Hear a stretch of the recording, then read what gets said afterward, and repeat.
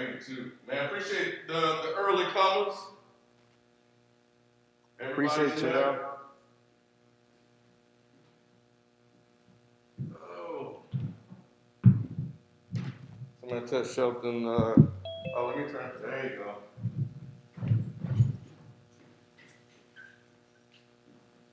Let me turn. B, you gonna sit in the middle. Alright, so I'll set you up right here. Grab this chair.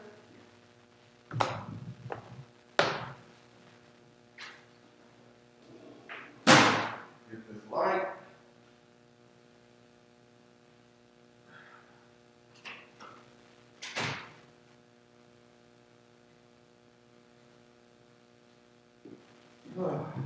Man.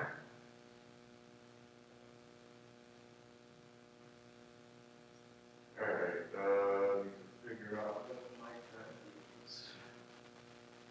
That is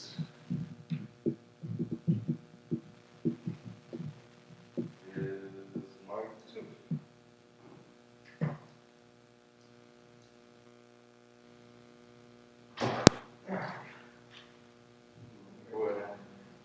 Yeah, we like a container or something this morning stuff. Alright. Oh, let me switch to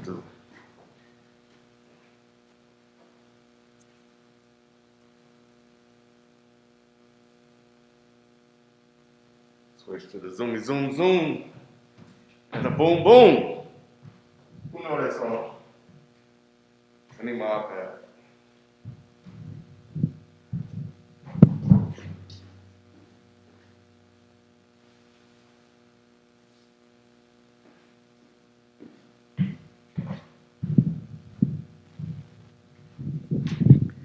Yo, what up, folks? Yeah, if you guys are watching, following us on Twitch, you'll know why we late. We just finished that episode. The League podcast streaming live on Twitch every Tuesday at 8:45. We went on a little bit later today, but 8:45 on Twitch every Tuesday. All right. B said he was done. Is he wrapping up or is he coming in?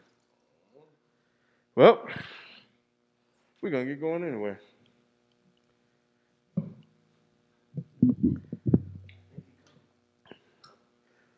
Man, somebody said Nick got that exchange student picture. I hate they clowning already, man. It's too early, y'all. I was trying to. You said be live as soon as I was doing something. I was like, man, they gonna be clowning my damn picture once again. I hate y'all. Just know that, and everybody in the comments saying I hate you. So that's all I'm gonna say. You can move these two. Set up on that one. And we good to go. Why are the lights on? That's what's off. What? Stage lights not on? Can you hit those for me? I hit the switch, but I think somebody must have turned the box off. Nick look like he about to do praise and worship in front of a river. These ain't turned on. Yeah. They're. Hey man, y'all put y'all pictures up. Then let's talk about. Yeah, exactly. Do I know how to? I'm exposed out here. Yeah. Oh. Yeah, the 3 in the back. The one up there.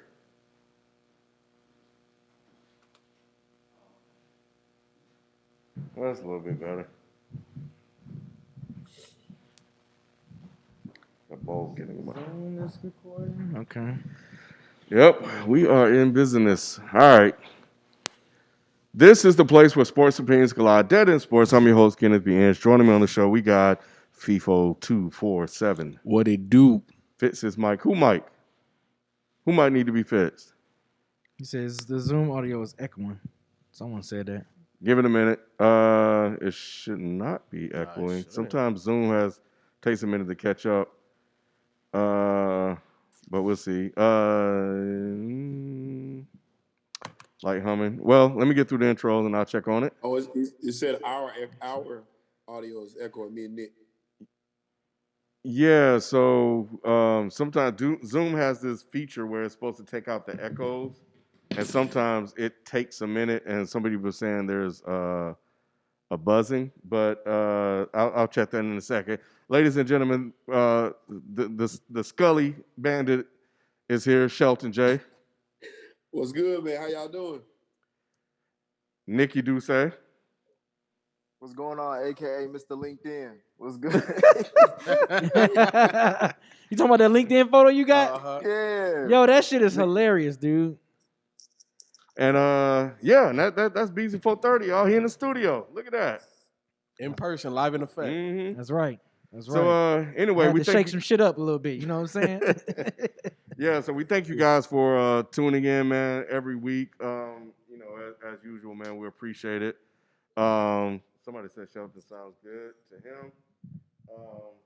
But yeah, so we're gonna go ahead and jump into the show. But you guys, please like the video, subscribe to the show, and yeah, we're gonna get this thing going. So yeah, everybody says everything's good now. Thank you guys. See, I told y'all, man, just give it some time. Things will work themselves out. All right. Starting off before I know we got a lot of NBA stuff to get to. But there was a huge breaking news this week. So far earlier in this week, Dak Prescott signs a contract extension with the Dallas Cowboys. Finally got the contract done after all these months and going on years, it seems like, with them in talks. I'll give the breakdown because this breakdown is a phenomenal deal just by the breakdown. The extension is worth up to $160 million with incentives, but it's a 4-year, $160 million contract with a no trade clause and no tag provision. Dak Prescott deal averages around $42 million a year over the first 3 years, with $75 million in the first year guaranteed, and $66 million at the signing bonus. So he sets the NFL record for signing bonus and fully guaranteed money. The top 4 salaries in the QB are all black quarterbacks. Yeah. Think 'Cause so. you got Yes. you got Mahomes, you got Watson, you got Dak, and Russ, right? Yes. Yeah. I don't know if Russ is that highly paid He is. now He is. in comparison to other quarterbacks. Yeah, He was like still, 36. They're still in top 4. Yeah. Okay. 'Cause you Well, got- you know who's gonna make the top 5 then? Lamar. Lamar Lamar's gonna Jackson. be the next one Because when he's up for a sign. this upcoming. Oh, really? Yeah, this Oh, yeah, at he the about end to of get- this season. He about to get paid off. Yeah, he about to get paid. Yeah, he about to He's get gonna be a $200+ million Yeah. quarterback. Yeah. Especially if he have a good season, monster season. Yeah. Yeah. But who do y'all think won this trade? Trade Trade. I mean, sorry. contract. Contract. They Brain both fart. won. They both won. Yeah. Both sides. Shelton never pick a actually side, won. does he? He don't like to. Well, you in this one Only- it's only true, his- though. Only Let his me- let- Scully pick a Scott. Let me tell you why I say both won. Both because Dak got what he was after, and Dallas got what they were after. They were after initially they wanted a 5-year deal. They got him for last year, up until he got hurt, and then they got the 4 this year. They get salary cap relief, so I think they saved about $14 million in cap space. That's why he got such a big signing bonus. You take care of the man, and it's the number 1 franchise in sports. So why not pay this man what he's worth? If he's going to be the face and the star, he needs to get paid accordingly. So they got what they wanted. They got the franchise QB under contract. He got the guaranteed money, and everybody's happy. Mm-hmm. I'll say this. I'm happy that Dak finally got paid. I'm surprised that Dallas put all this extra stuff that favors Dak in this. Especially with the signing bonus and the guaranteed money up front. But it seems like what I'm more surprised is that why did this deal get done sooner than later? Because for what is on paper, for what he signed for, it's heavily what Dak already asked for. He didn't want a 5-year deal or a 6-year deal. He wanted something short and sweet to where he could be another free agent so he can get another bite at the apple. And he wanted to get more bread than he's been on a discount for this whole time. I don't see how all this was so elongated, but I think Dak is the winner. I think Dallas now has super high expectations, even higher than they were last year. Correct. And see, the not to cut all y'all off, but the reason why they waited so long, I believe, was they were trying to wait him out. They were trying to kind of play hardball a little bit. They waited up until the deadline. The deadline was today, or they would have had to franchise tag him today, which would have cost them even more money, and they would have lost him next year.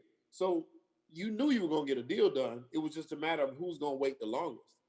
And they were just waiting them out, I think, or they were trying to see if an opportunity came up where they could make a move, and just waited until the point where they couldn't wait anymore, where they had to get a deal done.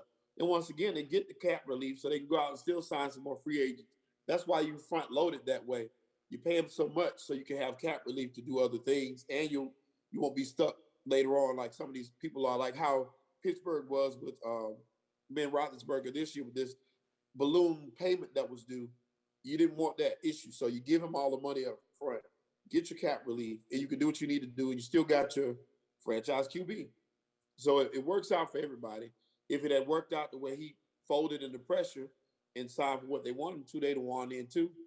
And they knew who they were dealing with as well. So you're not dealing with a hothead that's going to come into camp with attitude and be acting all up and doing all. They didn't deal with all that. They knew they had somebody that wanted to be there. They wanted him there, but they wanted him there as cheap a price as they can get. So they held out. They played ball. It was business, and it worked out for both sides.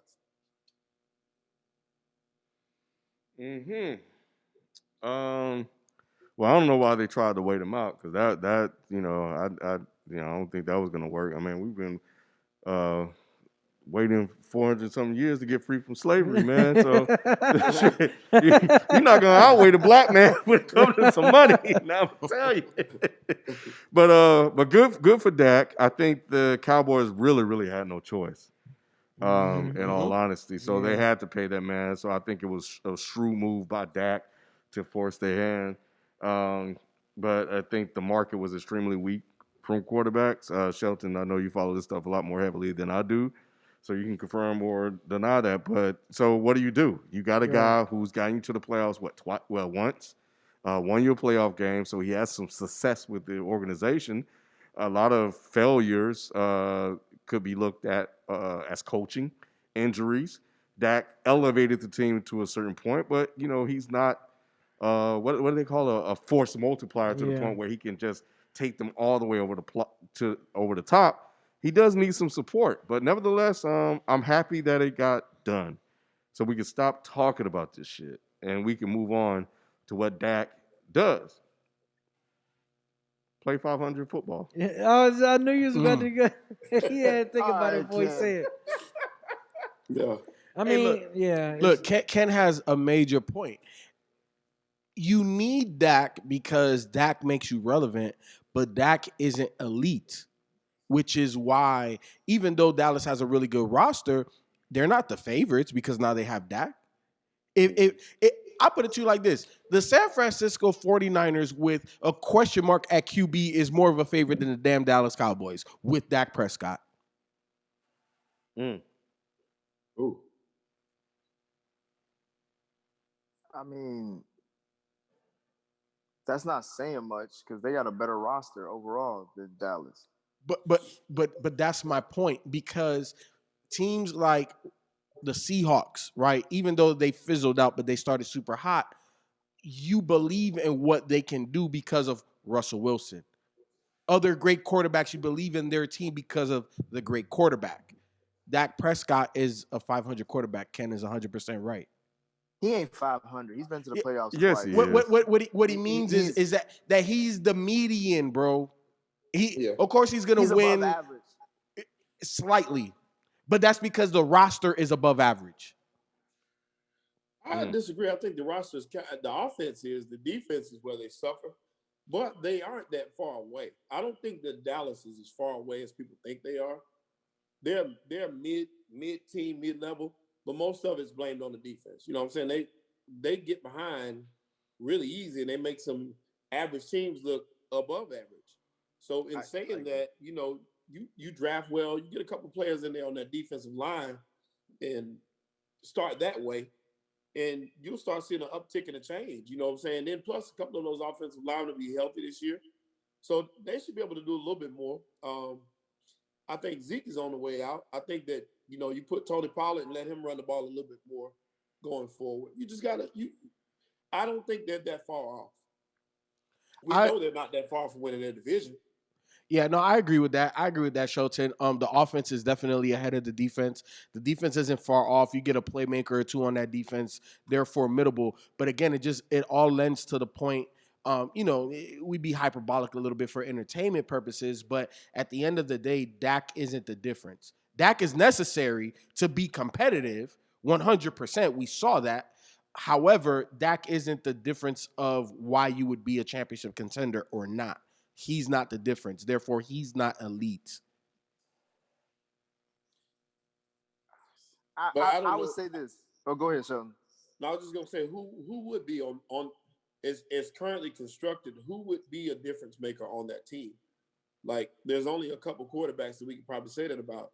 Adding a Patrick Mahomes would make a difference. You add Deshaun Watson to this team, it may make a difference. I don't even think Russ would make a difference with this squad. Not like that. No, Russell would make a difference with this squad. And here's the thing. I'll go even young QBs. Justin Herbert will make a difference on this squad. Bigger arm than Dak. More mobile than Dak. All right, now you're being disrespectful. Yeah, I love I love Justin Herbert, but he didn't make a difference on the squad he was on, and he loved Justin Herbert up until he started losing. Mm-hmm. No, I still love Justin Herbert. And then Shelton didn't even talk about him anymore. No, I talk about him all the time. That's one of my favorite QBs. That's still one of my guys. It's just and that team was loaded. I wasn't disappointed in him at all. He was awesome. But what I'm saying is he was on a great team and he couldn't put them over the hump because of coaching and just ill play. But it wasn't the quarterback's fault. It was don't blame the black man. Same thing with Dak. That wasn't Dak's fault. I would take Josh Allen over Dak. No, sir. I wouldn't. I would not. Okay. I still feel like there's a lot of the QBs you mentioned in FIFA is like they still have question marks about their gameplay as well. And there's also questions about how much better are they outside of the system? Because we saw Josh Allen with bad coaching or what it perceived to be bad coaching. And then now with the new coach or the newer coach, what's his name? Sean McDermott or whatever. His gameplay has evolved tremendously. So again, like to Ken's point, like we don't know. To me, I think Dak is above average QB. I'm not saying he's like top 6, but I think he's top 10. I've always said he's top 10. All I know is this: the way that y'all have responded to what I have said has proven my point. Dak is not the difference maker. Right. In saying that, like I said, I agree with that. So then, how will Russ be a difference maker? Right. What would he do differently? Russ, he don't be a difference maker for the Seahawks. Russ is smarter. First of all, the Cowboys have more talent than Seattle does. That's number one. Overall on that roster, they have more talent, especially on the offensive side. Number 2, Russ is smarter and takes less risks than Dak. And we know this about Russ.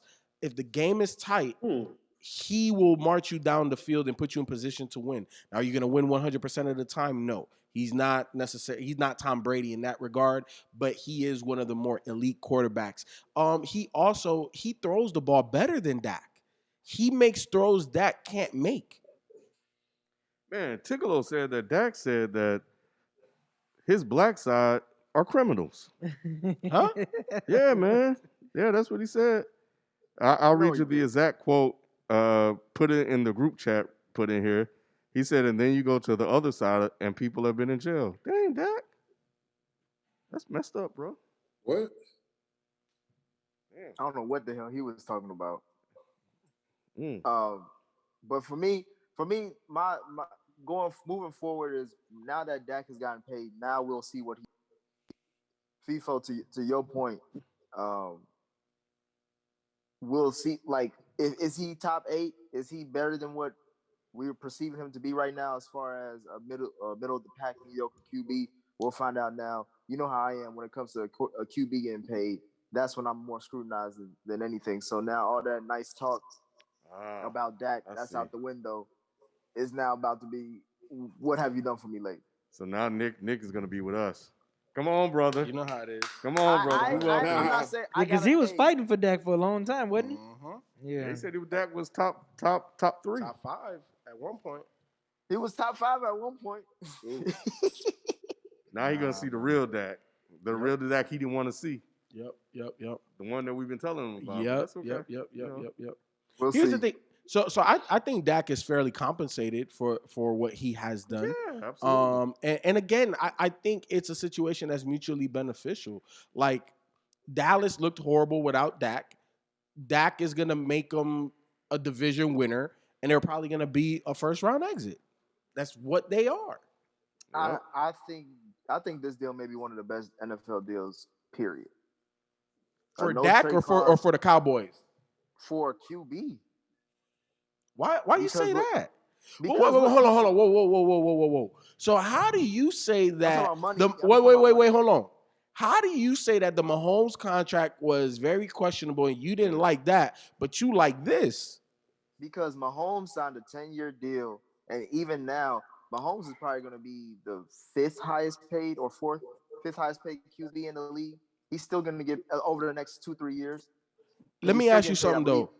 Let me ask you something, Huh? Nick. Okay. The most winningest QB of all time, was he ever the highest paid QB in the league? You talking about Tom Brady? Mm-hmm. Was he ever the highest paid QB in the league? Probably a couple seasons, but not Nope. his whole tenure. Nope, has never been. Peyton Manning has.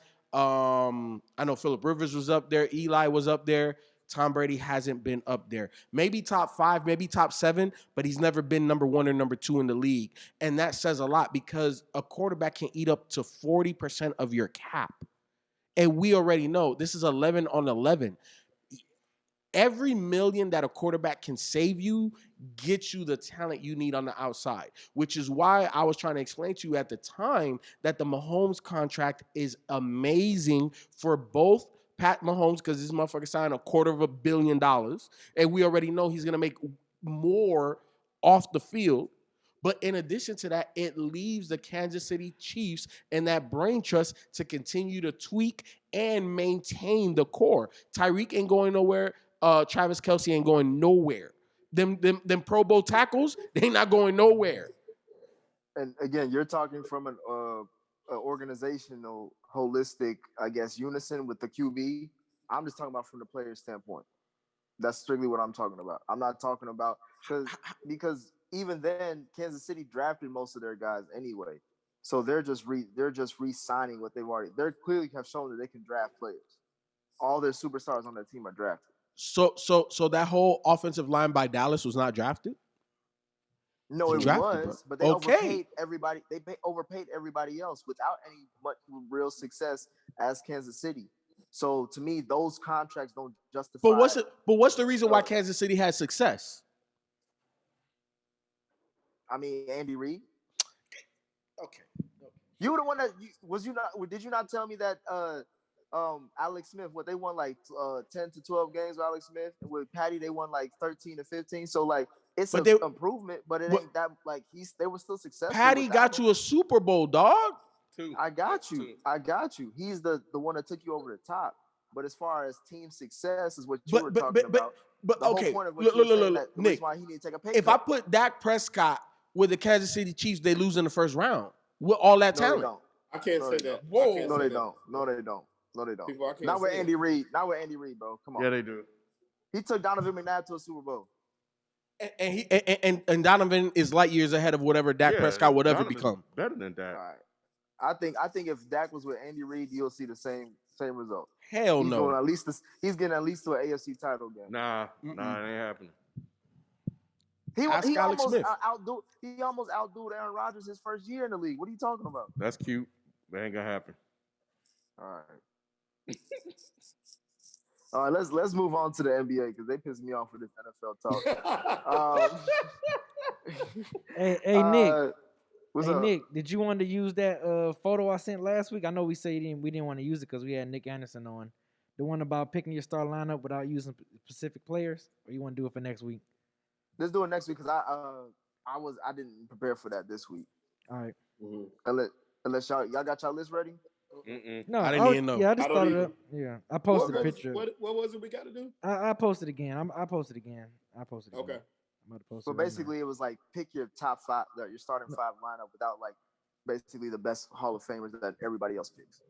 I just put it in the chat. I put it in the group chat, literally just now. Okay, cool. So Yeah, we'll do that next week.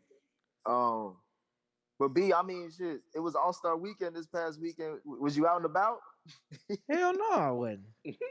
Hell no, I was out. I was at the crib every day, watching the nigga reunion, Coming to America 2. That's what I was watching. That's what I was watching. You know what? I don't give a fuck what nobody say. I enjoy Coming to America 2 for what it was. You did? Yeah. Thank you, B, because I It was did a nigga too. reunion. And so did Bruh. Rod. But everybody else, that one too. If you was going into the okay, never mind. But that's what I did. Now go ahead and say it, because I got the review coming out this week. Maybe they're gonna get a little an exclusive. Okay, What were you gonna say? No, if you going into this movie, for one, it's a PG-13. The first one was rated R, so you know it's not going to be as raunchy as the first one. If you going in this thing thinking you're going to get 1980s Eddie Murphy and all that stuff, no, it was a nigga reunion. It lived up to what I expected for this movie to live. I wanted some laughs, which is what I got. I wanted nostalgia, which is what I got, and the fact that Eddie Murphy was pretty much like, hey y'all, they paying us $80 million to make the same damn movie. Come on, let's eat. So I fucks with it, man. It was a reunion. I got good laughs from it, especially when I saw my nigga Randy Watson. I was like, oh, they brought my nigga Randy Watson back, baby. And you cannot tell me that them barbershop scenes was just as funny as the original barbershop scenes. Hey B, What up? That was like going back to homecoming and seeing the captain of the cheerleading squad. She's not the same. And I mean, But you know that. we But know you know that. that going back, Shelton. You know that going I back. didn't know that. I didn't know that going That's back. your fault. No, that's your fault. thought- Exactly. I thought she was still fine, but she's not. No, man, because we see it the other way around when we go back. We see girls that we didn't think that was that hot, and they look bad as hell. So I mean, it's if you expect that, no, you cannot expect the same exact movie. This is 30 years later. All I expected was a nigga reunion, and that's what I got. Yep. A big ass nigga family reunion. Exactly. So in other words, it's better to watch it on mute. No. Oh my God, no, Shelton. No. Watch the damn movie. Watch the movie. Hey, for those I'ma of you keep asking, watching it, we do have Snowfall coming. We're recording that. We're trying to record that Sunday. It'll be a recap of the first 4 episodes. Please go subscribe to the Frames Per Second podcast wherever you get your podcast. What you got, Nick? I was asking about All-Star Weekend because I wanted to get y'all thoughts. Because it was a condensed All-Star Weekend. It was all just Sunday. The only thing I don't mean to cut you off, Nick. The only thing I No, go really ahead. caught on the All-Star really was Steph Curry's 3-point. I caught the 3-point contest. That was awesome. That's what I literally watched was the 3-point contest. Because after that, then I started watching Coming to America. So I didn't even. And then I caught like the last maybe 6 minutes of the fourth quarter, and Dame and Steph was just nutty out there. So, but I didn't watch the whole thing. I didn't watch the skills. I didn't watch the dunk contest. I watched that 3-point contest though. I definitely watched that, and Steph was amazing. I didn't watch anything. I didn't watch the 3-point contest or the skills contest. I actually had to take a nap. Long story. I had a lot of personal stuff happen over the week, but yeah, I caught the game at the end of the third, going into the fourth, and my takeaway was if LeBron had either Steph or Dame on his squad, automatic championship. And having Dame and Steph on the same squad is just too unfair. You're talking about both of these guys right when they hit half court, they could launch, and it's a good shot. And even, I don't know if y'all caught the Mark Jackson interview that Monday after the fact. What's that show with Keyshawn Johnson and Jay Will in the morning on ESPN? I don't know the name of that show, but he was being interviewed by them, and Mark Jackson said, "Get up." Yeah. And Mark Jackson. They got another show. They got their own show. Yeah, it's a worse version of Get Up, but yeah, I know what you're talking about. Okay, either way, Mark Jackson was talking about the reason why both of these guys are changing the game, because he said, as a coach, I would have never thought that a guy taking a half-court shot is a good shot. and yo, like, me being a coach as well, like, if a kid did that, I look at him and put him on the bench. But if they do that, you'd be like, well, shit, if you miss, you make it next time. Yeah, I did see that. I don't know if I think one of y'all may have posted it in the chat. But yeah, I saw the half court shots. I mean, it was all net. It's crazy. That was the game itself, was Steph versus Dame, and who could shoot the most in the further shots. As far as the All-Star game, the dunk contest was really good. I was surprised by it. I kind of liked it. Really? It was really good? The dunk contest. I didn't watch it. I didn't watch it, Shelton. But based off everybody I know that saw it, said that shit was whack. So it's amazing you said it's really good. I like the dunks that Anthony Simons, I think his name. The guy from Portland. I liked his dunks. I liked his particular dunks. I need to watch it then. The kiss the rim dunk. He had some original stuff. And Cassius Stanley was crazy too, Shelton. Yeah, that's what I was gonna say. Yeah, you got to watch Cassius's dunk in slow motion because he went under the leg he jumped off of. So he jumped off the left, the ball still in the air. You see him fix his legs and then do. It is very underrated because when I saw it in real time, I'm like, oh, okay, it was nice. Right. But then when I saw it in slow motion, I said, oh, that's difficult and that's different. Mm-hmm.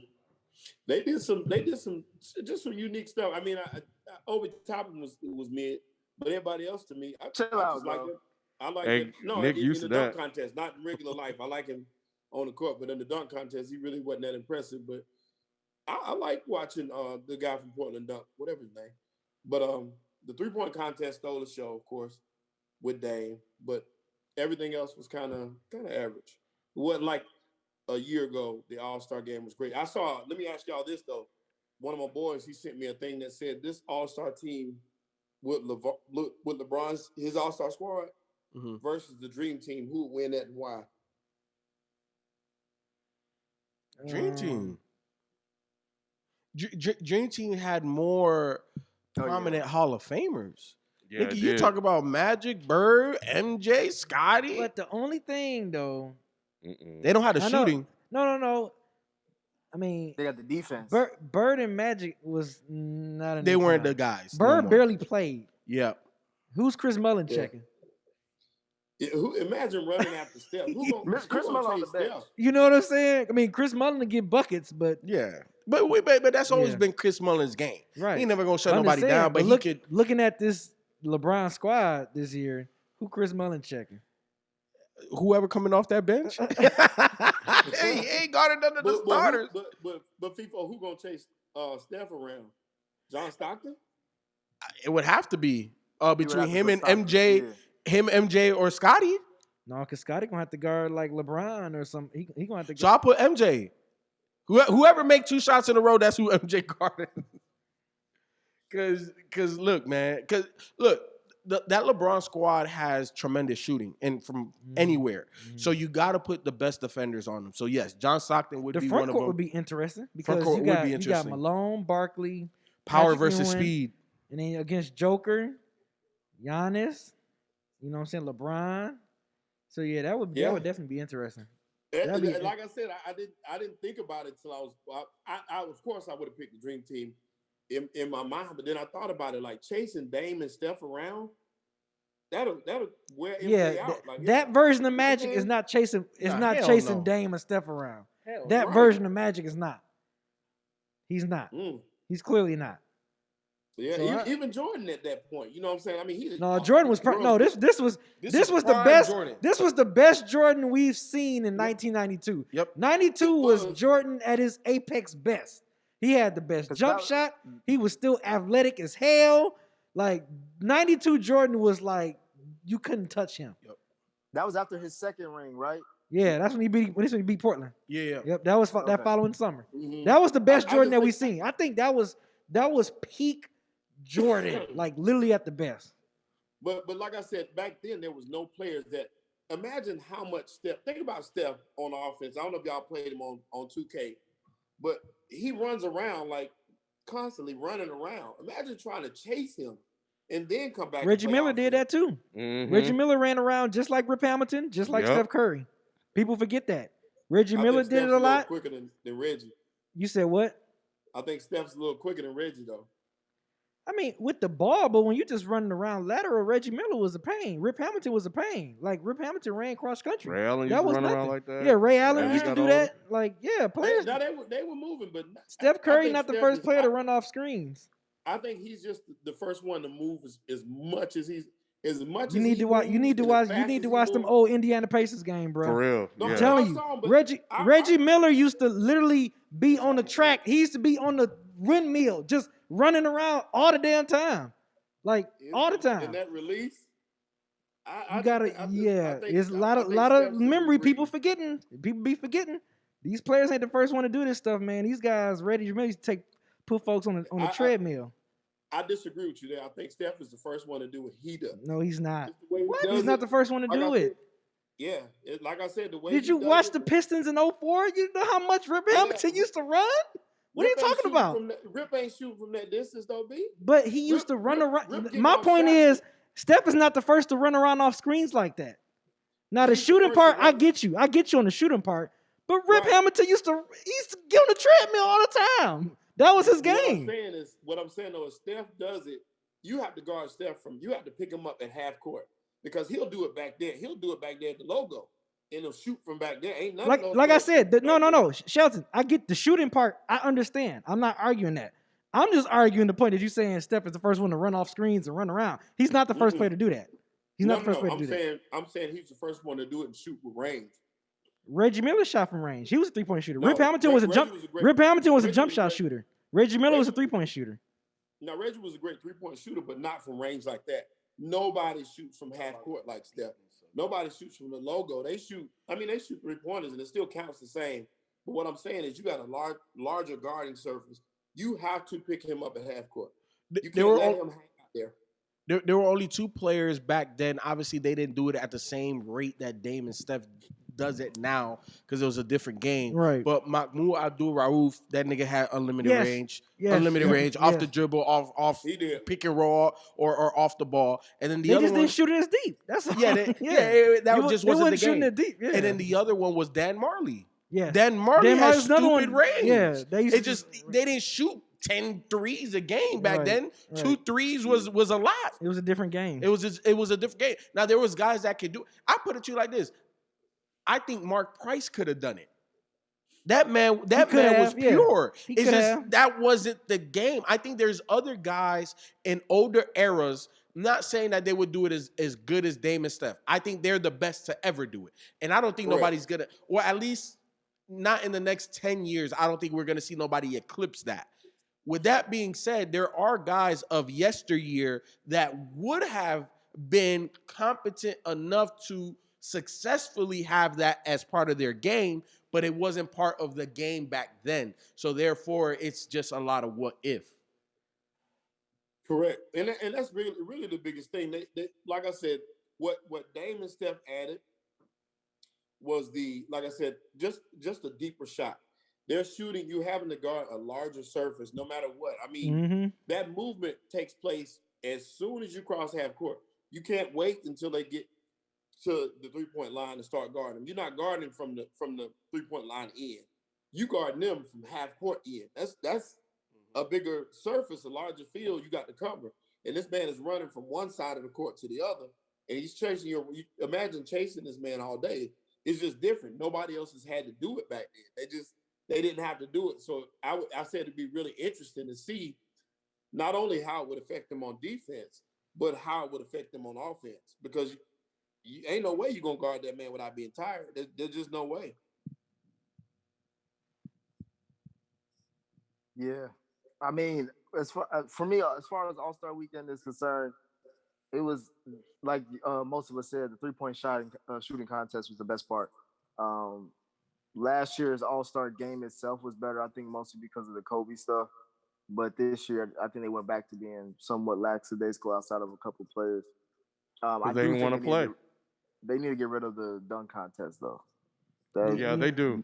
Yeah, Aaron B, Gordon when and you look Zach at those and Zach highlights, Levine was the last great dunk contest we had. Like that Which was the one? last one where I was at the edge of my seat every dunk. Which one?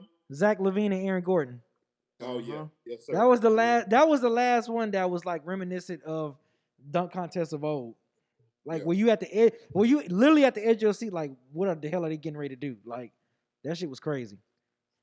But from what I'm hearing, I heard this dunk contest was trash. I just watched it You on just watched NBA. Trash. Yeah, it I was didn't think bad. so. Like I said, I just didn't really think so. Maybe because I was looking for something to be good. I was trying to. I just finished watching Coming to America, it was. I really just needed like a pick me up. So maybe that's what happened. And you, But it wasn't that bad to me. It really was. Like I said, those couple dunks where he grabbed the ball, he put the ball up there on the like about 12 feet up, and he went up and got it and dunked it. That was a nice dunk. He did another. What else did he do? I know he did the dunk where he kissed the rim. A couple of those was kind of cool dunks to me. But they're running out of stuff. Like you said, it's just something. There's really nothing new under the sun that they can do. This is my thing, and I told people this. I've been arguing this for the last decade. Get those street dudes to come in and do, man. They still do dunks that I've never seen before. If you take some street ball dudes and say, hey, look, $100,000 for whoever win the dunk contest. You think them dudes ain't gonna pull out the best dunks that we have never seen? They ain't gonna do that though, B. You know that's what I'm saying.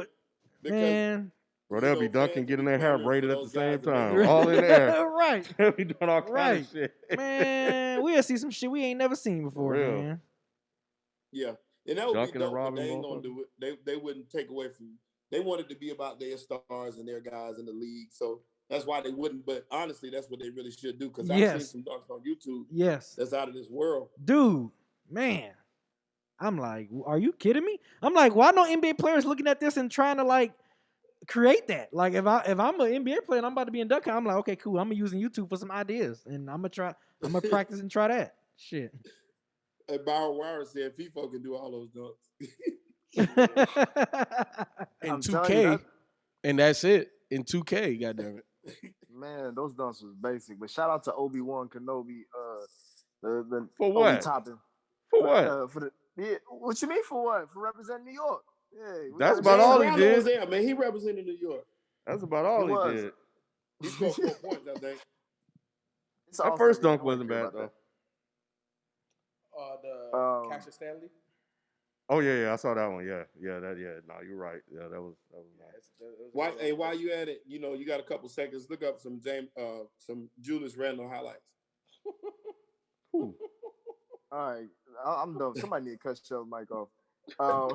Speaking of All-Stars, though, since the All-Star weekend or All-Star day was somewhat lackluster out of a few highlights, we have another basically All-Star lineup in the regular season of the NBA now that Blake Griffin, who got bought out by the Detroit Pistons, B's favorite team, just re-signed, or it just signed. I think it's veterans minimum. I know he basically only had to sign like a $2 million or less deal with the Brooklyn Nets. So now that Blake Griffin, Kyrie Irving, James Harden, and Kevin Durant are on the same team, is it a lock that the Lakers and Nets will meet in the finals? No, the Lakers not going to make it. What Blake Griffin being a difference? I mean, it's more of a secure lock. You have four I bet you Blake needs and got a revival now. Now that he went to the Nets. I'm pretty sure we gonna see it. We gonna probably see a nice motivated Blake Griffin now. He on a championship contender. Because I don't know where he's been these last couple of years with the Pistons. He ain't been playing. You know, it's been like 2 years since he's dunked. I know. Really? Yeah, it's been 2 years since he dunked the ball. Yeah. 2 years? Yeah. Oh, I bet you he dunking against the Nets. Yeah. I bet you Harden toss him up one. He gonna yam that bad boy. Yep. Hell yeah. Them knees about to be.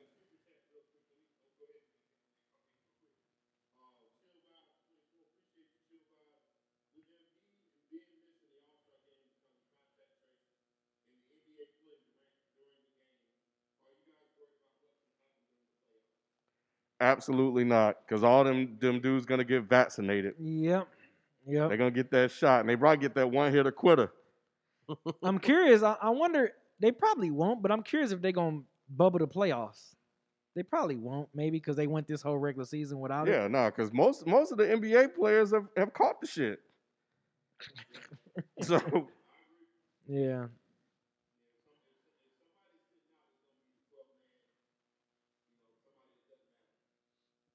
Now I'm with you, B. I don't know why LeBron talking about he gonna keep whether or not he got vaccinated private. That makes absolute. I mean, when I asked that, it's obviously his own personal private reason. I just don't understand the logic behind it. Like, is there? I don't either. Yeah, is there some other reason? Yeah. So I don't know. Yeah, I can hear you. Yeah. Zoom audio went I off. don't know. I see the feedback when you talking. Well, that's me talking. Yeah. Say something, Shelton.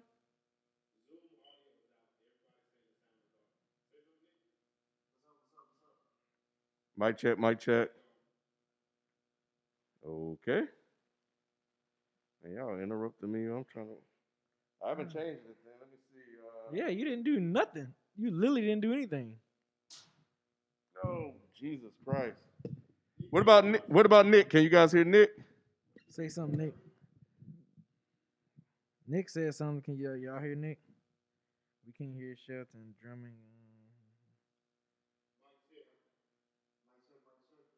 Can't hear Nick or Shelton. Can't hear Nick either. What the hell?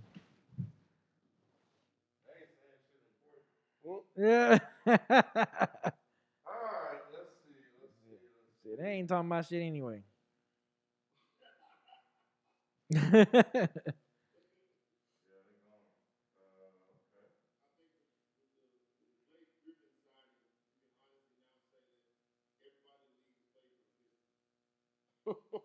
You said everybody what?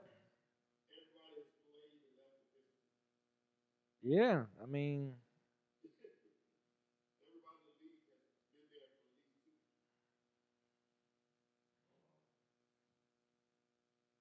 that's why I wasn't. That's why I wasn't happy when he came there. I was just like, "Ooh, y'all got Blake Griffin, okay?" And like, I didn't, that didn't do anything. We had a playoff appearance.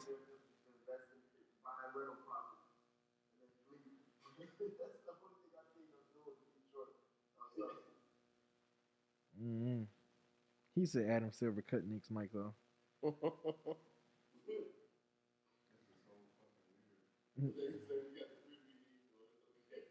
Yeah. Yo, that's funny. That's funny. Need though, fam. Appreciate that, Nation. Hey, Nation, appreciate you, bro. Appreciate that. He said joking though. They got time today. Oh, they got time today. Y'all say something? Nick, Y'all hear us? Can y'all hear us now? I What's see up, the what's up, what's up? feedback. Yeah, I see the feedback. I see the feedback. Yeah. I see Nick and Shelton's feedback. So I wonder if they can hear him. I hope they can hear us.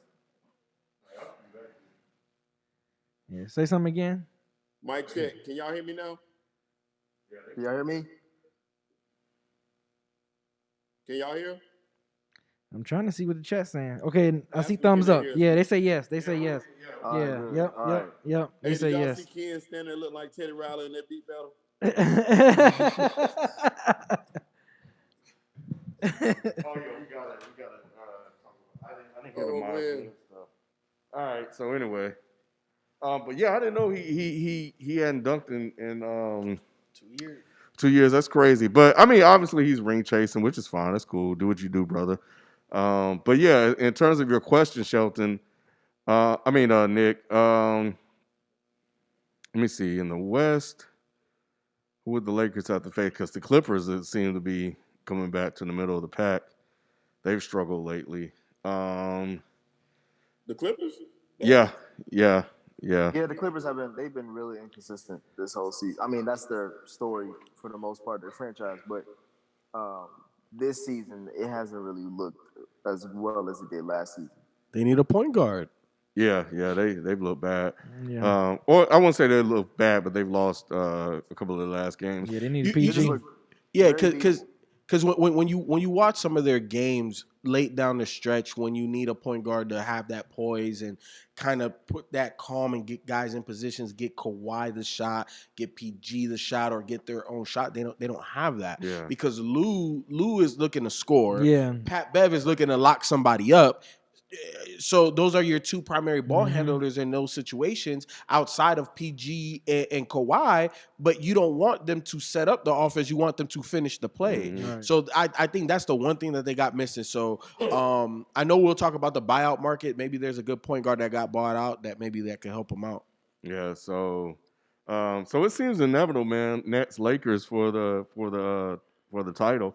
But I don't think Blake Griffin sends the Nets over the top though. But I think it gives them versatility that they didn't have before because now they have their small ball five. Because now you can play KD at the 4, Joe Harris at the 3, yada yada. And now you have a guy down the stretch that's gonna make free throws, that can make open shots, and also has IQ with the ball in his hand. So if the ball does get swung to him, he's not looking just to give it up like it's a hot potato. He can do something with it, whether that means finishing or playmaking for somebody else. Is Jeff Green with the Nets too? He's still so that's another too. small ball lineup. Exactly. Well, to me, in my opinion, Blake Griffin is a better small ball 5 than Jeff Green. Obviously, Jeff Green is an option, whether either to play him at the 5 or the 4. Exactly. You can play them together. You can play them together. Put KD at 3. KD at 3. So it gives you versatility, which is why I like the Blake Griffin move. I'm not saying it takes him over the top, but it gives him the versatility needed to put other teams at disadvantages in the playoffs to give them different looks.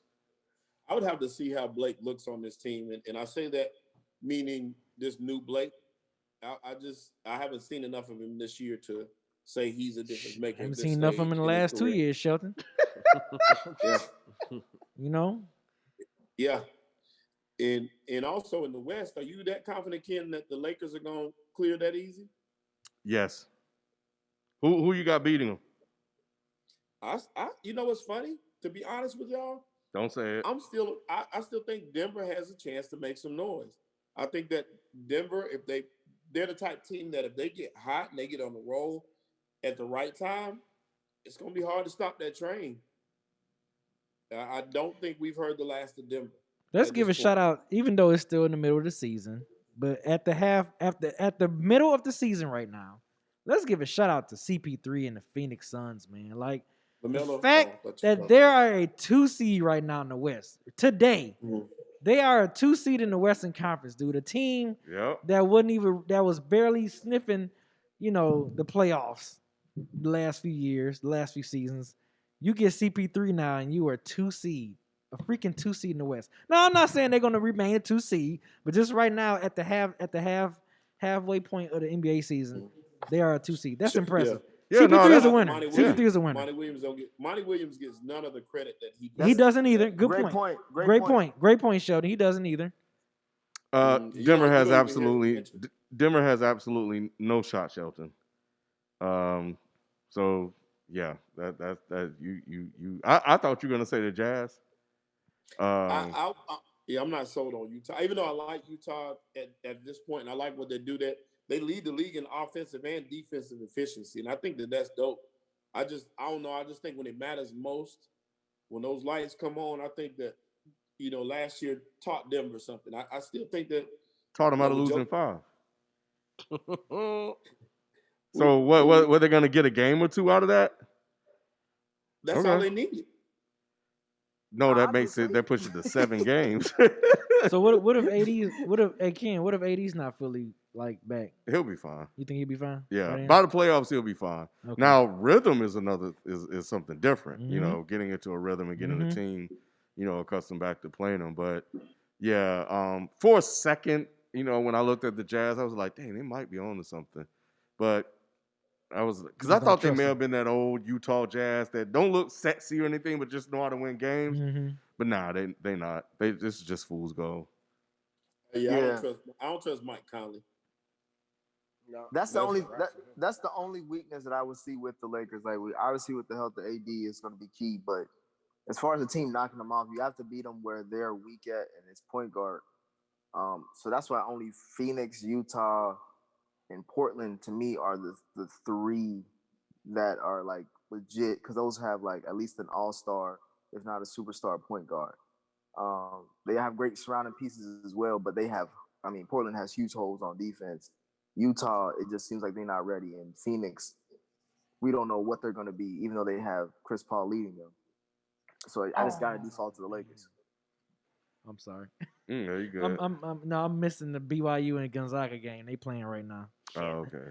It's a good one. Gonzaga's losing right now. College is at college. Has there been any good college games or anything like that? College teams Gonzaga's undefeated. They're the only. I think they're the last undefeated team left, and they're losing right now. Yep. Nobody's talking about college. It just seems like it's a forgotten sport. Michigan is doing real well this year. Juwan Howard, shout out to Juwan Howard. Yeah. Yeah. Even though I'm a They- Spartan guy, but yeah, I mean I'm got to root for the black coach, young black coach Juwan Howard, man. They doing good. Even though my Spartans just popped them the other day, but yeah, but Michigan looking good, man. They like number 3. They might get a 1 Yeah. seed. They might get a 1 seed in the Yeah. tournament. Yeah, they might get a 1 seed. They might. Yeah. They've been balling really well. Yeah. I saw a little bit of that game they had against Ohio State. Yeah. Where it came down to the wire, but Yep. I haven't been following. I'm waiting for March. They only Madness lost. really to They start. only lost like 2 games. Like I really 2 honestly, games. man, to be honest with you though, I honestly thought that this was going to be Gonzaga's year just to run away with it all. That's what it was looking like. They haven't been vulnerable until tonight. This is the first time I've ever seen them. I mean, now they only losing by 1. They were down by 10 at half. Yeah, I ain't seen them. that's what's anybody weird about close to college, Gonzaga man. this year. That's what's So- weird about college. Just because they dominating don't mean they gonna be the favorite. That is true. This team is loaded though. I'm talking about from top to bottom. And We've seen plenty of teams What, loaded. Gonzaga? We've seen plenty of teams loaded and they lose in the tournament though. Gonzaga loaded like no, that? that's true. They Yeah, good. Gonzaga. They play good fundamental basketball. B said they ain't loaded. They play good fundamental. They play good fundamental team basketball. Yeah, that's what I'm saying. Yeah, they play good fundamental team basketball. They got some pros on that squad though. Really? Who? They got pros on the squad, B? Suggs. Ain't that's the shoulder. Their point guard is their point guard. They were talking about him being the top pick. Then they got a big man that's nice. I Mm-hmm. can't think of the name. But He this named point the guard, positions. He ain't named one. He ain't heard one player I'm about to name say, yet. I said he said they got a good bench. Yeah. They got a good water boy. I heard he all right. man, they All right. point guard number 1. Watch him. His name is Suggs. You need to watch this kid. All right. He's nice. Suggs is the top 3 He pick. still ain't maybe. said his name. You said his name yet, Shelton? Thugs.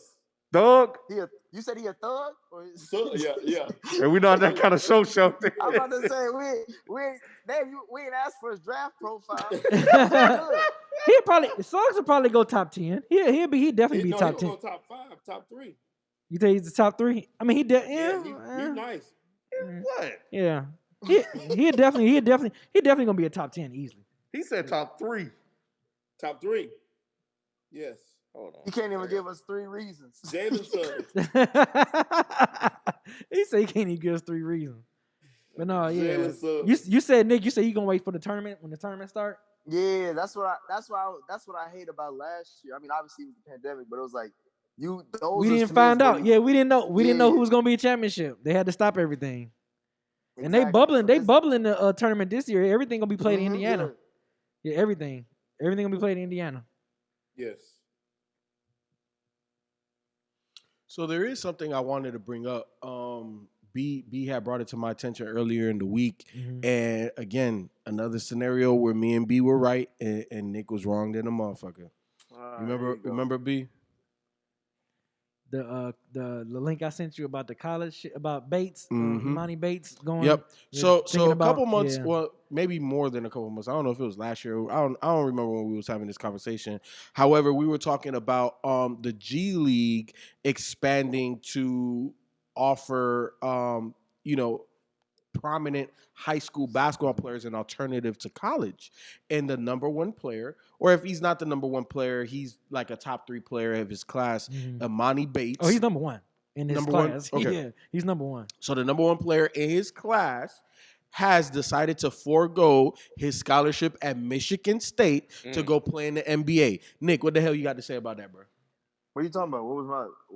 So where was I remember wrong? we had a conversation on this telecast talking about top tier high school players are going to start to forego college and go straight to the NBA G League program that they now started to incentivize for these top tier high school players. And you said you didn't see it happening, and if it was going to happen, it was going to be years down the line. It was not going to be an instant thing. And me and B was like, why in the hell, if I'm a top tier guy, go to college?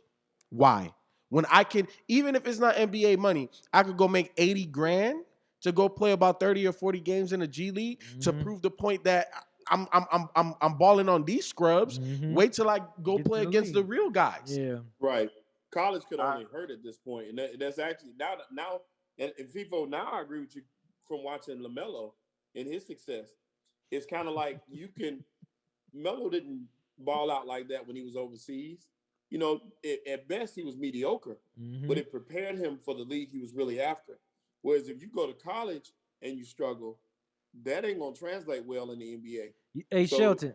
Oh, I'm No, about to go say ahead. real quick to piggyback off what you're saying.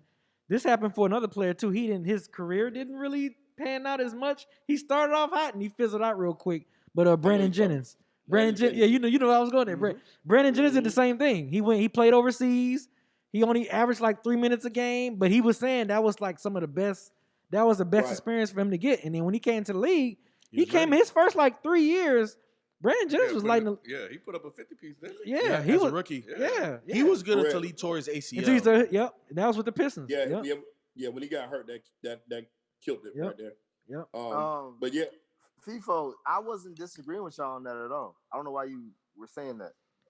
Yeah, I you was was- I was- disagreeing. I You was- you was No, you was you said disagreeing. it was gonna be later, right? I said within the next 5 to 10 years, I was like, the NCAA is gonna have to really change up everything. They're gonna have to start paying players because I brought up Darius Baisley with the whole LeBron James internship thing.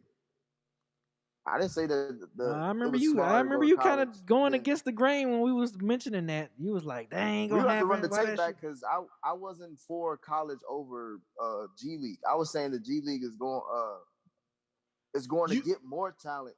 I think FIFO, you were the one that was saying that was the G League can't. I have to listen to the tape, so I'm not gonna say It might have been me because I'm telling you I would have been wrong on that too.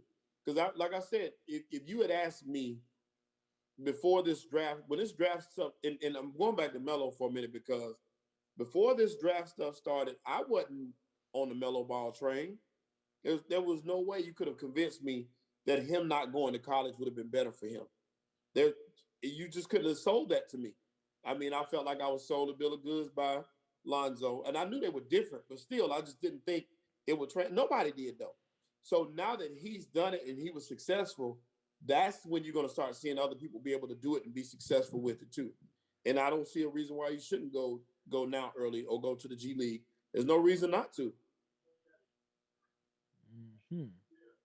Wu Young said Nick said all players was going to go to G League, and FIFO said only the elite can make that jump. I don't remember it that way. I don't remember it that way either. I remember the debate, but I don't. y'all I always don't be trying remember to the say details. I'm wrong. I'll be with y'all. You feel No, me? I don't remember the details, but Yeah, I don't remember the I do remember that it was a It was heated debate, but I don't remember. Maybe he was saying that because he said that the NCAA have to pay. I have to listen to it again. I can't remember. Yeah, I gotta listen to it. At the end of the day, I don't remember the point way back when, because it was a while ago. It wasn't even like 1 or 2 months. It was a minute ago, if not last year, like around the same time. But either way, the thing, and look, this is the reason why I love being on Dead in Sports. I've been saying for some years now, the talent that's about to come into the NBA is going to be at an all-time high. At an all-time high. And a lot of these kids really do not need college. They need, look, this is the reason why I think college hinders a lot of basketball players. College the paint is too packed. When you have elite athletes, you got to get them in rhythm, in motion, and moving. I need to be able to beat you and then get to the rim. I shouldn't have to be able to beat you and then I got somebody waiting there right behind you for me. You know what I'm saying? So oftentimes you don't allow NBA level talent to truly work on their game because their game is suited for an open court where college is always convoluted. Oh wait, I think I'm starting to remember some of it because I think I said it was you, Ken. well, I don't remember what I said, but because I don't remember what I said last week.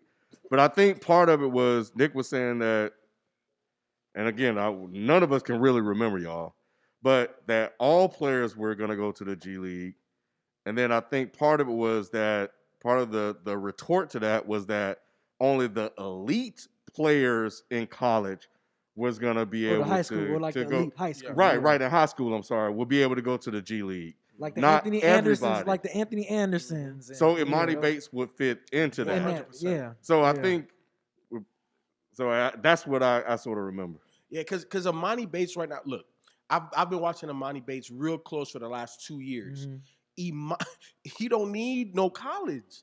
Imani needs to go straight to the league. And he still said that he's still saying that he's still committed to MSU. Mhm. So we'll see if this is We'll smoke see and how it mirrors. plays out. You know what I'm saying? Yeah, and then I think it was also big. I forgot to say it on the takeaway of the All-Star game that HBCUs won. You know what I'm saying? With all of that money Wu that they said I was generated. right. Yeah, he said he was actually just watching it like a week ago. Oh, okay. Yeah, Bet. he said so. That was the argument. Okay. All versus the elite. The elite. So Nick was on the all train. I was on the elite train. Yeah. Okay. So yeah. So because here's the thing, college is still viable and it's still a good place for a lot of players to hone in their skills because you have great coaches like MSU coach. What the hell is his name? Tom Izzo. Yeah. You got Mike Krzyzewski. You still you Jim got Boeheim. big names. Yeah, Jim Boeheim. Boeheim. You got big names that you can learn a lot from. But there's just the cream of the top, like the top of the top. Them guys don't need that. Imani Bates don't need to go to college So to prove give that me he an can example. shoot out his own. So like out of the top 100 in high school, top 5 maybe can just go to make that jump, or top 10. I Like, would say where would you go? Where would you stop? I would say probably top 10. Top 10 after that. But here's the thing. I think it's more so like top 5, top 7. But what's gonna happen is that the G League is gonna expand. It's like, oh shit, this is a whole new revenue stream. This is a whole way to market players before they even make it to the NBA. Like the NBA is gonna have to figure that shit out. So right now, I think it's gonna be limited until the Imani Bates comes in. And if Imani Bates comes into the G League and averages 25 a game, bro, do you know what type of marketing that is? That's gonna open it up down the road for more the top 15, the top 20 guys to play in the G League because then the G League is gonna expand. But right now, no, I think it's the top 5, top 7 guys. Okay. But in the future, yeah, I definitely think these top guys are gonna forego college. There's no point. You said you had something about KD that you wanted to bring up. Oh, yeah, you did. I did say that. Hold on. Let me get to that point. Let me get to that point. Well, while you thinking about that, what did Meyer Leonard's? Have anybody heard? Did y'all talk about that They on Dead mentioned it Gaming? on Dead Gaming, and I was like, I hadn't What seen it. I don't know. I'm reading it. He did like he said a racial slur about I forgot what community. Let me look it up. But yes, the Miami Heat guy, right? Yeah. It slipped out, and I watched it, but I can't. But I know it slipped out. And he looks like the privilege of the privilege, boy. That dude. I can look it up. All right, I think it was against the Jewish community. Oh, so you already know they don't play. Right. You can't say nothing. Oh, yeah, you're right. Anti-Semitic slur. Yeah. But so the point I wanted to make about KD, I'm not going to deny KD's ability or KD's status in the game. Not going to do that. It'd be foolish. This guy is by far probably the easiest scorer that I've ever watched.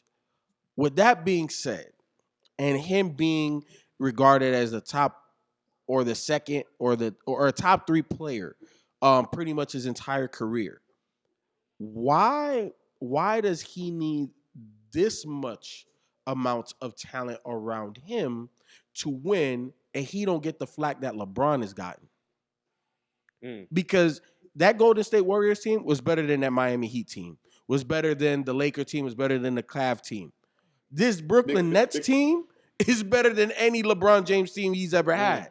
But we don't talk about KD. Hold on. We don't talk about KD in the same negative connotation that we do LeBron James. Why is that? That's very simple, FIFO, because we don't talk about KD in the same positive connotation that we talk about LeBron. LeBron is noted most times as being one of the greatest players to ever play the game. KD is one of the most skilled players, but most people don't think he's the greatest in any capacity. But he is a great. So in saying that, him surrounding himself with better players is just what it is. He's great at what he does. LeBron is great at a lot of things. So in saying that, that's the difference in the two. So that's why you get more to whom much is given, much is expected. When you talk about LeBron, so you're going to expect more from a LeBron than you would for a KD. When did I'm sorry. Were you done? That was it. Oh. Yeah, that was it. When did that change? for KD because he was kind of looked at that way as one of the He top was. I would say he five. was vilified. He got talked about a lot. Yeah. No, I'm talking about when did that change? When did they stop looking at KD the way they looked at LeBron? Because look, KD was coming for LeBron's throne. Did we forget that? I think it was the Golden State move. I think That's that's yeah, when that's, I think that's when they stopped. That's when they were like, okay, you were on a like if you would have done something with OKC, like if OKC would have won that finals, the first ring that LeBron won, I think that we would be having a different conversation about KD. But since he lost to LeBron, and then he joined the Golden State Warriors, people obviously put that narrative. Okay, if you can't beat But them, yeah, you he got to joined join them them or whatever. after being up 3-1 against them, against Exactly. Golden State. And when he was in Golden State, when he won those 2 rings, people were talking about like he was the best player in the world. Did we forget that too? And analytics did, but not like y'all. Not none of y'all. Like people like who watch the game and know the whole context of everything and how again y'all were critical of it, so y'all wouldn't. I was, but I think the general yeah. consensus in the NBA when he beat LeBron 2 times, They were saying he was the best player. they were saying he was the best player in the world. and to be honest, that's just like boxing, for example. There's times when you can be like the greatest fighter in the world, but that don't mean you're a GOAT. That still don't mean you can beat a GOAT. You know what I'm saying? Muhammad Ali got beat by Larry Holmes. Does that mean Larry Holmes was ever as good as Muhammad Ali? No. But KD made those moves so he could be the GOAT because he couldn't win a title. He wanted people to talk about him as the GOAT.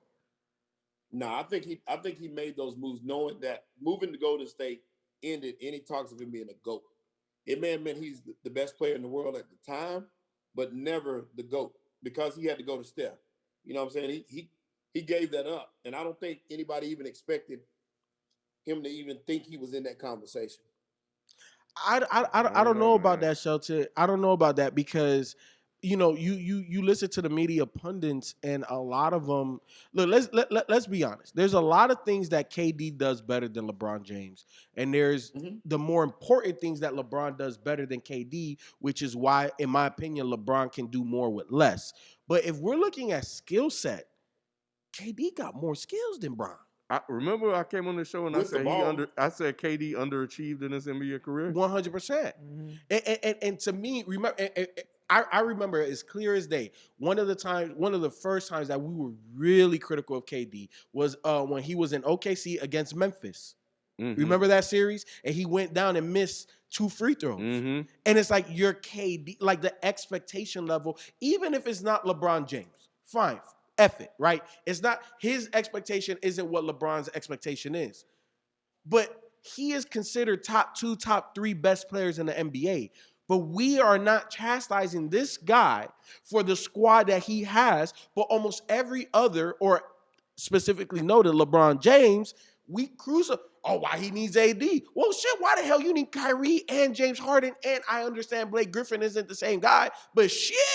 That is actually a good point. They need all that to beat LeBron, huh? Come on. There was a lot of why does LeBron need AD? But yeah, Kyrie, James Harden, fucking Blake Griffin, and it's not why does KD need all of that? That's a good point. Like I said, and then too, you got to look at it. This man was already getting it for going to join Golden State. Now, going to join this squad is no different than what he left. He left Golden State, who had all them same things. You know, Golden State. We could argue the Golden State teams were more strong than this Nets team. 100%, but star power. He didn't go up in talent. He went lateral, if anything else. But he chose that though, right? Like he chose that, and all I'm saying is he chose those situations, and he's not obviously the Golden State thing. He did get flack at the beginning, right? He did, but once they won all them games and they won a championship, he didn't get the same flack. Everybody was marveling at the situation. Think about did we really marvel or did we really enjoy that Miami Heat run? Everybody was going against them all 4 of those years. Yeah. Nobody wanted to be happy for LeBron and the Heat. It was a fun time for me. I enjoyed all 4 years. That shit was great. It did, I was about to say, I remember Ken definitely was happy about that. He was, especially when they went on that historic game-winning streak.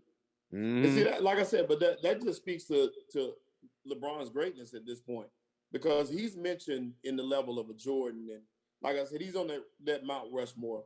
KD is not there. KD is known as, like I said, a great player, but he's going to always need a supporting cast. Also, he wouldn't get it with Brooklyn because he's coming off that torn ACL. It's like nobody expected him to do what he's doing, so now he's getting props on this team because he's able to hold on and do what he's doing after coming back from this injury. So nobody's really looking at him like joining an elite force. They're looking at him like, wow, you came back from all this. Cop out. Well, that's Shelton. I give you that. That is part of the narrative, right? Like people were questioning what version of KD are we going to get because that's a major injury. And I remember I was saying that ain't nothing gonna change. That man got old man game. He don't need to be as explosive to be able to get to the rim because he's long, he's lanky, and he can shoot. And he got ball handling. So even though he may be a slightly diminished version of him, he's still gonna put up 30. Like it's just too easy. He has every counter that you would want. But at the end of the day, I'm just saying it's like we're not fair or equal across the board when it comes to these superstar players. All I'm saying is that LeBron continues to get met with consistent hate. And something you said, Shelton, is that you need a supporting cast. Name me one NBA team or superstar that did not have a supporting cast that won a championship. Yeah, Anybody? You always need it. Yeah, it's always needed. If you're going to win a championship, bro, you got a squad. Don't give a damn how good your star player is. That squad, even if they're not great individually, right? Like the Philadelphia 76ers, the Allen Iverson version, they weren't great. Who the fuck was Aaron Lynch, bruh? Eric Snow. But collectively, defensively, George Lynch. Oh, George Lynch. Yeah. I'm sorry. Who was Aaron that? McKee. Aaron McKee. Aaron McKee. You know what I'm saying? Yeah. Like, who are these guys individually? But collectively, defensively, they were a juggernaut, and then nobody could stop AI. You know, so you still gotta have a squad. But my thing, where I get frustrated is like, yo, how long are we gonna pacify KD? How long are we just gonna give him the pass? How long are we not gonna hold him to the same expectations of other greats? And I don't want to hear all this that he's not like LeBron. Well, then stop saying he's better than LeBron, or stop saying he's on the same level as LeBron. Because if you're that great, the expectation is to have several championships. Now he got them now. But why are we not scrutinizing him for the way he got him? Well, I think they, like I said, though, I think they did, though, didn't they? The first year in Golden State, and that's it. And it only lasted for a few months. And I'm once again, I'm not making excuse. I agree with you, FIFO, to be honest with you. But I'm just trying to say why the masses probably feel the way they do. I got you. I'm arguing. So no, I know you're trying to see it from the other side. Team, yeah, going to a Golden State team, it's kind of hard to root against Steph anyway. So I think where he went kind of helped him as well at the time. So going there, I think everybody was rooting for Steph. You know what I'm saying? Most people, I don't know too many people that hate Steph. So in saying that, it was easier for him to do it. Plus, LeBron did it first. LeBron going to the Heat and leaving his hometown Cleveland Cavs team and also being compared to Jordan at the time, all that stuff compiled together kind of went against LeBron and made him more hated. The way he made the decision, all that stuff, if you recall, all that stuff was fuel to the fire. So LeBron's haters got greater because of the way he did his. And he did it first. Joined the super team first. He did it, in the new era anyway. And so that's kind of why he caught a lot of flack. But at the same time, like I said, now it's kind of like, now I don't think he gonna get flack now just because he's LeBron. But that's pretty much it. But yeah, KD does deserve, a little bit more backlash than he gets, but he does get a pass, like I said, because of the injuries and the other stuff he's been through. So it's never gonna be the same. That was my rant. I feel a certain type of way about that, obviously. Yeah. Yeah. Yeah. I think that first year he went to Golden State. I know I don't know. I think I've been up and down on it. And I'm not even saying that he deserves as much backlash as LeBron. I'm just saying he deserves more backlash in general. Yeah. Like, come on, bro. Look at these squads, man. Like, the Golden State squad was stupid. That. This is, and again, I think this squad is even more stupid than that Golden State squad. I do too. I get that. I just think, like Sheldon said, we don't look at them at the same, so you don't complain about the same. We don't look at them as the same now. Well, I would say back then when LeBron did it, I don't think we ever saw a super team be put together with everyone in their prime who was like a big player on that team.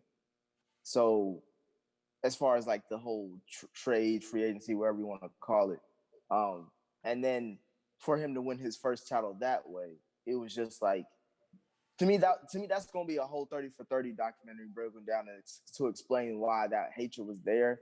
But I think because he went through the wall first, he made everything easier for everybody else behind him. I want to circle back to the Myers Leonard thing. Yeah, the Heat, man, they yeah, they banned him indefinitely. Oh, and definitely, I thought it was just for a few games. Now I'm reading on Yahoo Sports. It says the Miami team announced on Tuesday that Myers Leonard is banned from the team indefinitely after video surfaced of the backup center uttering an anti-Semitic slur on a Twitch stream, and he was playing Call of Duty. And I heard that's what he what said. gets you. Them Call of Duties, boy, they be racist as hell in Call of Duty. What do you say? I think he was upset about getting killed when he didn't expect it, so he just started cussing. Yeah, he was talking like he was talking to his friends. And then he issued an apology, but I think that was based off the Miami Heat organization saying you need to say something. Mm-hmm. Yep. But shit. Yeah, they on that. You can't make fun of certain communities these days. They're gonna be on your ass. Yeah, let me see. I'm trying to read of course the Heat issued a statement and says Leonard said that he issued an apology, of course, and he said that he claimed he didn't know what the slur meant when he said it. And the NBA is looking into it. So I think he knew what he was doing, man. Them excuses that white men give, bro, they be so piss poor. Mm-hmm. Y'all think he's coming back for you think this is temporary? Nah, he ain't that important. I think it's temporary, but let me see. Are you looking at his stats? He said, while I didn't know what the word meant at the time, my ignorance about his history and how offensive it is to the Jewish community is absolutely not an excuse, and I was just wrong. I am now more aware of its meaning, and I'm committed to properly seeking out people who can help educate me about this type of hate and how we can fight it. Who was that guy that went on an apology tour? Oh, who was that? I mean, he went everywhere, man. He met with everybody. Deshaun Jackson? Yes. Yep. Yes, Deshaun Jackson. Y'all think Myers Leonard is going to go on that Deshaun Jackson tour? He's going to have to if he want to get back in the league. I don't think his name is big enough for people to really care like that. Who the hell is the Deshaun Jackson in 2020? I'm just saying Deshaun Jackson's name is still, his name is still bigger than Myers Leonard. Nick, let me say what you were trying to say, what you meant to say. Deshaun Jackson is black, Myers Leonard is white. Therefore, he don't have to go on the tour the same way that Deshaun Jackson did. That too, but I still think Deshaun Jackson just as far as he's better in his sport than Leonard is at his sport. I heard black and not better. But yeah, I'm gonna watch this. I think it's gonna be interesting. I think Shelton. I think you were gonna go the route of how important he is to the team in regards to whether or not he's gonna come back. Right? Is that what you're gonna say? Yeah, that's what I was trying to see. He I don't think he's shit on that team. Yeah, from looking at the stats, it looked like he played for 3 games. I don't know if you heard or what, but he's only averaging 3 points a game. Oh, Nick Cannon. Nick Cannon also did one too. Yep. Nick Cannon went on a tour too. He did. Yep. Nick Cannon, Deshaun Jackson went on a tour. You see, they canceled Nick Cannon's TV show. Yeah, his show got canceled. So I tell you what, McDermott is glad that he said it, the coach at Creighton, because he was catching about that plantation remark that he made. What? So what happened? What's that story? And then I guess we'll get ready to get out of here, unless you have something else, Nick. He was telling, that was it. He got suspended a couple days ago for telling his team they need to just stay on the plantation. Like, y'all need to stay on the plantation. Don't go off the plantation. Is basically what he was saying to his guys in the locker room, and it got out. and he was suspended indefinitely, but he was reinstated not long after. His team stuck up for him. He even offered to resign, but his team stuck up for him, so he's Yeah, sticking around. yeah. I saw the headline. I didn't read. I didn't click to read the article because I had a feeling it was much ado about nothing. It was just poor phrasing. It was. You just can't say some of that. But I know that was also kind of probably he got caught up in coach speak, and so yeah. So I think in that situation again, I'm going by what you're saying. Um, I feel like if the team spoke up for him and they understood the context of what he was saying, and that he wasn't trying to do anything be intentionally racist, even though you could be unintentionally racist as well, then I think that I think it's okay that they actually brought him back, especially if he doesn't have a history of doing certain things or being problematic. You know what I mean? And they're saying in the chat room that Nick Cannon actually got his damn show back. Yeah, I was about to say. I thought he got it back, but I know he had to do a lot of he had to go on that little podcast he got. I know he did some with some dude in the Jewish community where they had a conversation. But yeah, he definitely had to do a lot. Yeah. Okay. All right. Well, you really have to be careful what you say and what you do in 2021. I tell you, because I don't know if it's the pandemic, but everything is magnified at this point. And so anything that you said in your lifetime could come back to bite you today. And it's just, shit, I'm we ain't glad. got much to talk about these days. So anything that somebody says is gonna get amplified. Yeah, it is. We got another super chat real quick. Chill Vibes 24. Appreciate you as always, Chill Vibes. Any thoughts on LeBron and Space Jam 2? And did you guys enjoy the first one? I love the first one. I'm gonna treat that just like how I treated Coming to America. First one's a classic. The second one probably gonna be Cheeks. I didn't care for that. I didn't care for Space Jam. By the time that came out, I was a little older. I didn't care about. Plus, I didn't care about no Michael Jordan. How was you either. older than me? No, I said I was older. I didn't care about it.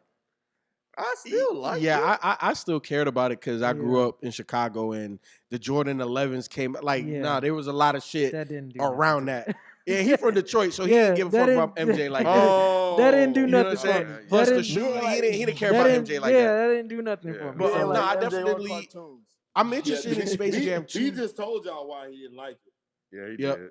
I'm interested in Space Jam 2 only because of the special effects. Because the shit that MJ did was good for the time, but when you rewatch that shit's kind of corny. So I'm interested to see how they remake it with all the new technology and shit. It's really Watch one it of be in those movies 3D. that shouldn't be remade. But go ahead. Yeah, it's gonna be in 3D too. Yeah, I'm good. Yeah, but you said it's gonna be in 3D. Based off what FIFO's saying, I think they would have to, just to make the special effects seem more modern and up to date. That'd be so cool. That'd be Whose cool. idea was this? It was his. LeBron. It was LeBron's idea. No, I'm not saying it was. I'm just saying probably. Because I think he's the only his one to push the production button. company did the movie. Yeah. So he's getting paid like LeBron's smart, bro. Yeah. Yeah. And let me ask y'all a question, man.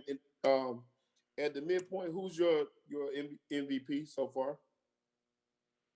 Joel Embiid. I'll say he's MVP right now. Yeah, Joel Embiid. I agree at this point too. Donovan And Mitchell. rookie of the year, we already know who that is. You can't troll him. It's Embiid. Who's your defensive player of the year? Ben Anthony Simmons. Davis's Achilles. Yeah, Ben Simmons. Ben Simmons, I think defensive so, player of too. the year. That's what I was gonna say too. Ben Simmons has been special. Yep. And What? most improved player. 12 Kyle. Yeah, What up, 12 Kyle? Okay. What'd he say? Oh, let me see in the I chat. got What'd my he hat say? on in the house. Oh shit. Kyle, I always You have have my a hat hat on on in the house. What up, Oh, what man, up, that's Kyle? funny. What up, 12 Kyle? I like the new logo, bro. Yeah, that new logo dope, man. Yep. Defensive player of the year. COVID. Yeah. That fool said COVID. Yeah, COVID taking them out. For me, outside of MVP, all the rest of all them, this shit. it's Let me outside of MVP. The rest of them, I gotta wait till the second half of the season. But right Who's now, been the most improved in the first half, though, to y'all? Most improved. Christian Wood. That's pretty good. Yeah, No, That's he a played good good one. last year though, didn't he? But it was I would say in. I would say not, Julius not like Randle. this. Okay, Christian Yeah. Wood. Yeah, somebody just said it. Oh Yeah. boy, I can't see it that far. Nick, you know what? Albolophobia. You might be on something with that. It would have to be Julius Randle to me. I would say Christian Wood too, but Christian Wood has missed some games from injury. So I guess Julius Randle probably is it. I'm a second Nick with Julius Randle only because the Knicks are technically in the playoffs right now. What do you mean technically? We're the 5th seed. We one game behind. It's we the half a East, game bro. behind the Celtics.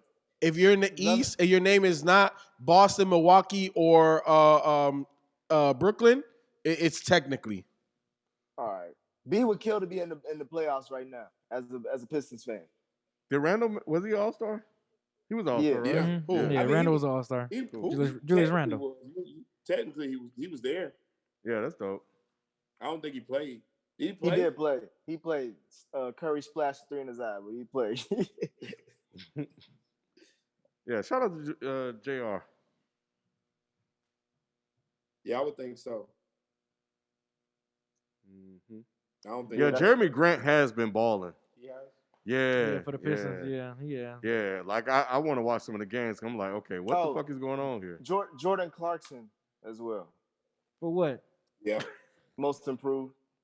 Again, Jordan Clarkson He's been played balling, well. so- He's balling. Like he's not just baby balling. Like he's big boy balling. No, I was just asking for what. I didn't know y'all was still on most improved. Yeah. Yeah. And of course, rookie of the year. I got LaMelo. Quickly. I mean, it's Right. not. Oh yeah, it's rookie of the not year, even LaMelo. LaMelo, yeah. It's not even close. Yeah, LaMelo. That's He's not- a rookie No, of the I year. won't go that far. I won't James go that There's nothing Wiseman. to talk about, Nick. I There's won't go that far. nothing to talk about. Oh no, You know, It's IQ no. IQ. There is something. Anthony Edwards has been balling now. But not like LaMelo. There's I don't know now. nothing Hold to on. Wait, now. wait, wait. Whoa. Hold- Hey man, we gotta go, man. All right, we'll talk about the rookies on Thursday. We'll talk about the rookies on Yeah, 'cause Nick. they- That's 'cause how they- we need to 'cause lead they'll the be show. back playing. They'll be back playing. By Nick that ain't gonna time. be here. I don't think you're gonna be here Thursday. I may be able to. Just so I can. Either way, just so I can I'll support- bring it up. Support IQ. Yeah, LaMelo's rookie of the year. Yeah, That's man. hands down you rookie of the year winning- right now. You leading in every statistical category. Yep. How could Points, you not be? rebounds, assists, and steals. Come on. That hasn't been done since the 60s. And I Come don't on. even know what rookie did it. MJ has said he's exceeded everybody's expectations. He played with so much poise. I'm impressed by how poised he's playing. The point guard position in the NBA as a rookie. What is he? 19, right? Yeah. Yeah, Right. that's And then he didn't even 19. start Man, half we gotta the go, season. man. Yeah. We ain't trying to do this. Love fest. He didn't So start half the overrated. season. Overrated. No can. Overrated. Underrated. OVA I wouldn't say he's rated. underrated. I think he's right at he deserves what he get right They now. hyping him up. They are. Hey man. Oh, he's good. He's good. Anyway, we thank you guys for showing up, Peace, man. God bless, and We'll good night. talk about this on Thursday because I'm coming Hey, with the please. heat. I'm telling y'all, I'm coming with the heat. Y'all be ready. I ain't say he was bad. Yeah. You know. Hey man, if y'all hadn't had a chance to like the video, please and please invite somebody on. We're gonna have a friends and family day soon, man. Where we have everybody bring a guest or something. We need to have a raffle or something. But that way we can get these numbers up, man. Appreciate y'all. Yeah, somebody said cut the mic again. Y'all funny. All right, man. We'll catch you. We'll catch you guys Thursday, man. We out. Peace. Peace. Hey mom, is my mama still here? Hey mom. Oh, Shelton. Oh, I gotta wait till we off live.